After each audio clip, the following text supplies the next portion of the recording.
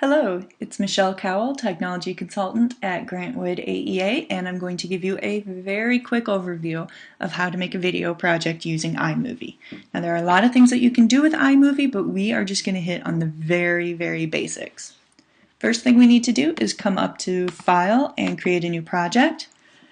Now we have project themes that we can choose from, or we can go with no theme. The nice thing about the themes is that it provides you titles and transitions. Already you don't have to think about those things or try to match them. They do get a little limiting. You'll find when you use iMovie with students that the newscast and sports options are going to be the most used. Now all I need to do is name my project,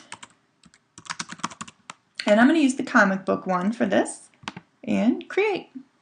Now I need to import my video, so I'm going to go up to File. I can import from the camera or my computer. And if you have multiple files, remember you can use the Shift key to select them all and import. And remember that the length of the video files is going to determine the length of time you need to import them into your project. Alright, when I'm ready to go, all I need to do is determine which clips I want to start with, and then I drag them up into my timeline. So I'm going to click on this first clip and you'll see this yellow box pop up. Whatever is in the middle of that yellow box is going to be what is added to your timeline. You can resize the box to the length of the whole clip or just portions of it.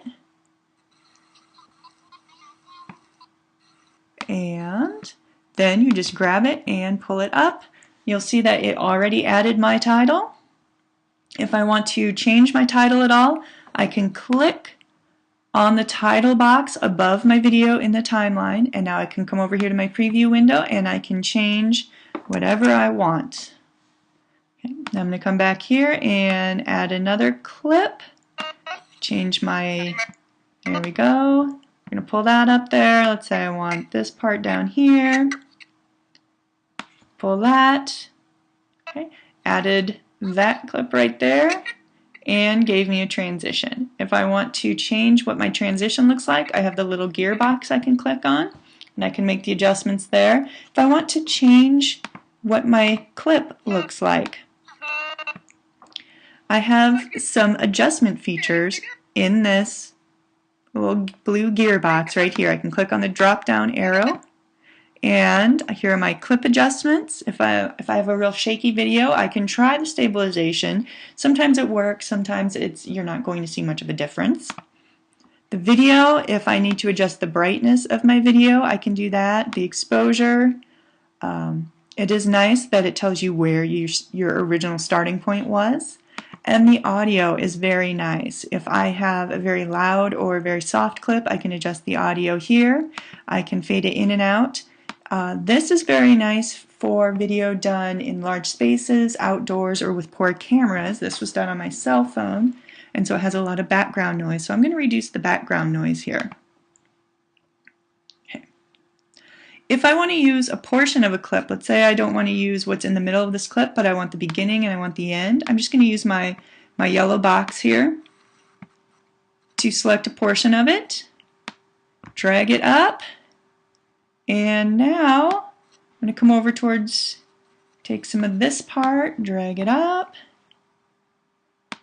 and I'm going to come and do the end. Now you can see these yellow lines in my original clips down here. These are the portions of the video that I've used.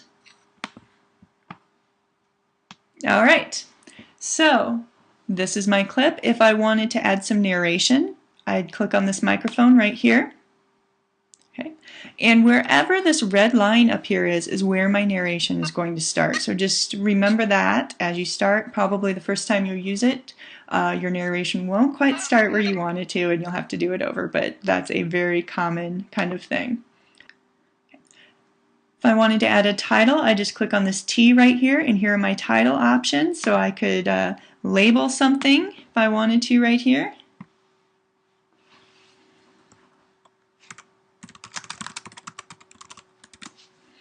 Alright, if I wanted to add pictures, I click on the camera and it's going to take me to my photos. And if I want to add sounds, now iMovie has some fun sound effects in here. I'm going to grab this auto skid for a sound effect and add that right as he turns that corner.